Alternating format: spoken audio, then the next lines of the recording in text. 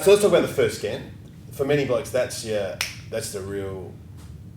This is happening moment. Does anyone agree with that? Can anyone remember that? Yeah, it's the Yeah. first real proof, visual proof, and it's significant. It's the first connection. Seeing that heartbeat, that the heartbeat on the screen for the first time. My partner and I actually got a bit teary.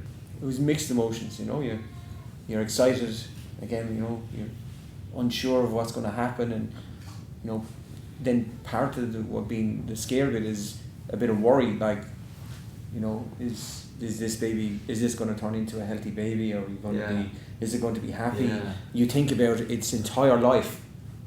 For me, it was in a couple of minutes looking up at the screen and seeing it and going, this is my child, and I'm now going to worry about her, but enjoy being a father most of the time, except when it comes to some of them nappies. But other than that, it's exciting, but then there's a little bit of fear there. Because there's a lot of fear. A lot of fear. Because are they detecting problems early? And if they are, they're trained not to let you know in that situation. A doctor would tell you, but it's a real is this going well moment. All the things that can go wrong. And this is sort of the bloke's job a little bit to worry, isn't it? There's not much you can do. It's one of the rare situations where there's not much you can do at all. The dads or the male's one is not to worry, or at least not to show it. Dr. Google is great, but sometimes it just throws stuff up there that isn't normal. 40 years ago, people wouldn't have been worried about different bits and pieces. Child, get vomits one day and it's just natural. But these days, child gets sick and everyone gets onto the internet and wants to know 10 different things that's possibly wrong. So I remember sitting before the scan in the scanning waiting room. Yeah. And there was a kid came in and the mum was talking about how the kid had some particular defect. Yeah. And I remember sitting there thinking, how unlikely is it, of all the connections and all the development that's going on, that this baby turns out perfectly? Yeah. There's so many millions of things could go wrong. The miracle of life, and if you get there with a healthy baby, it is a miracle. So in the back of your mind, you're aware of how many bad things could go wrong. Yeah. And as the male in the relationship, you need to, you're dealing with your own emotions, but you need to manage and be strong for the partnership, because she's going to go through much more than emotionally than you are, carrying the child. So it's a scary moment, but you do have to just be strong, and if something does go wrong, just be ready and draw all the strength you have. Yeah, we agree with that. Any concerns you have need to be turned into a support mechanism. Where are you going?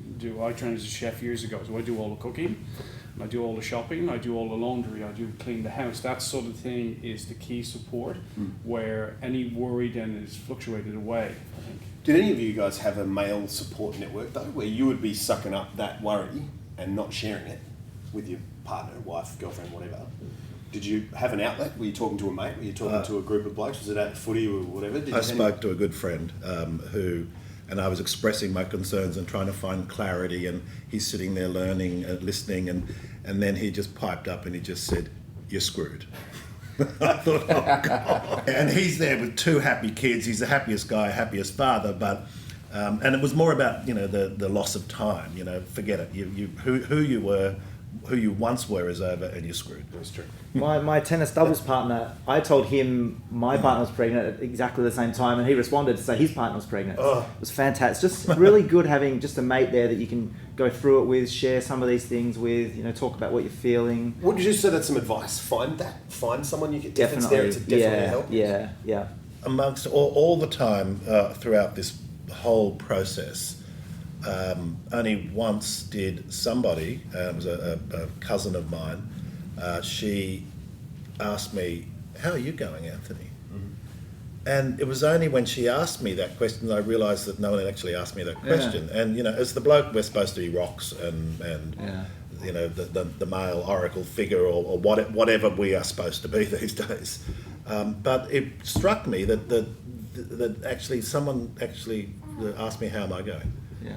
And I didn't quite know how to answer that question, because a flood of emotion came up, and I'm going, well, there are times where naturally enough just been dealing with it, but it's a phenomenal challenge. It's one of my favourite parts of favourite bit of advice I got was if you get asked how you're doing in front of your wife, the one answer never to give is I'm tired.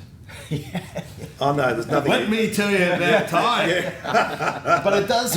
I mean, it's good advice, but it does show you that you can't. Well, maybe say that. Yeah. You can't say, "Hey, I'm struggling." Is that an issue?